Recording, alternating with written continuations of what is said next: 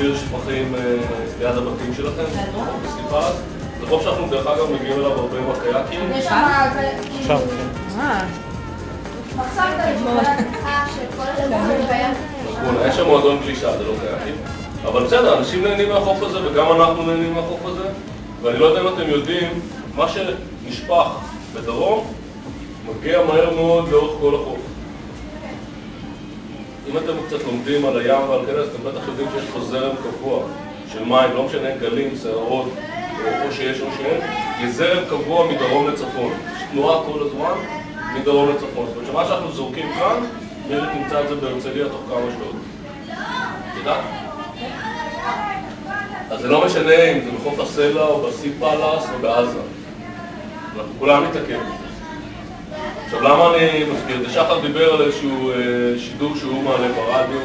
אני מניח שאם אתם, כמו שקראו לכם, קבוצה מובחרת של תלמידים שלא סתם נבחרתם, אולי תלכו מכאן ותנסו לחשוב איך אתם יכולים לדברים.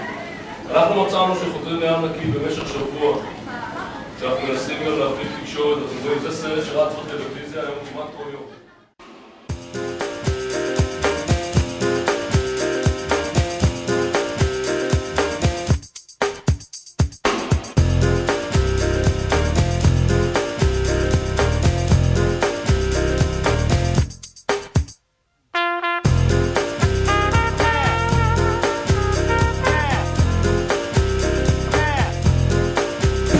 הייתי חזק בציור, הייתי אולי לא עושה את זה, אבל אני לא כל כך חזק בציור.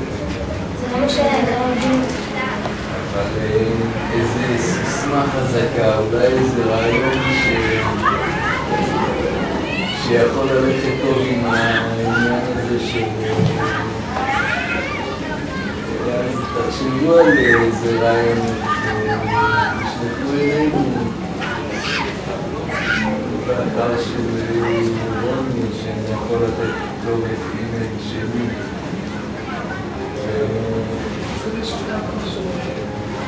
והרעיונות שלי באמת טובים, אנחנו נפיץ עליו גם בשידור. טוב. אחד הדברים שמאפיינים את המסע שלנו זה שרדיו, תוכניות רדיו מלוות אותנו כמעט כל יום. בשנה שעברה שחר דיבר כמעט כל יום, כמעט עם כל כתב אפשרי בגלי צה"ל, ברדיו המקומיים, זה שרדיו מקומי בראשון? יש אזורי. מה שכן, יהיה לנו בכנס ילדים ערוצים בעכו, שאחת האמירות שלנו בכנס שאמורים להיות בו כ-800 ילדים, זה לחזק את ידי הארגונים הירוקים בראש עיריית עכו במלחמה נגד השפכים של המפעלים באזור עכו. אני דיברתי את זה, 18 לאפריל. לאפריל? כן. ותצא תערוכה של הילדים, צעדה על הטיילת בחוף הים. שעת פסח. לא, 18 לאפריל זה לא... במסגרת רשת אירופאית שם? כן. ובאמת אם שחר יעזור לנו עם סיפור בעניין הזה, זה יכול להיות מצוין. שחר יש תוכנית שלו.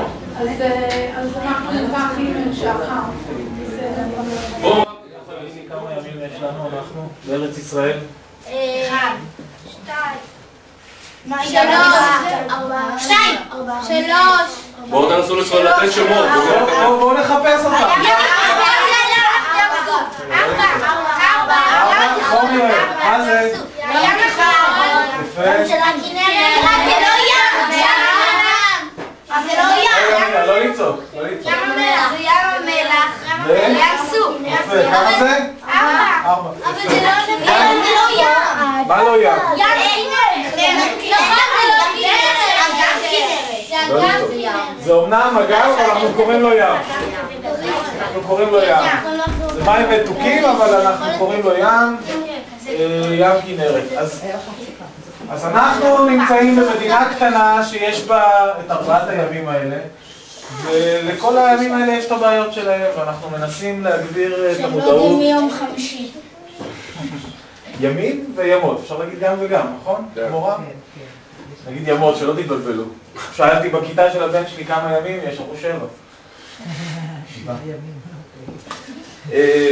אז אנחנו רוצים לדבר קצת על כל ים וים ועל הבעיות שלו, ולהעביר לכם, לילדים, וגם שאתם תעבירו הלאה, למבוגרים שסובבים אתכם, כמה חשוב לשמור על אוצרות לכנרת, או לפחות למים שמגיעים גם לכנרת.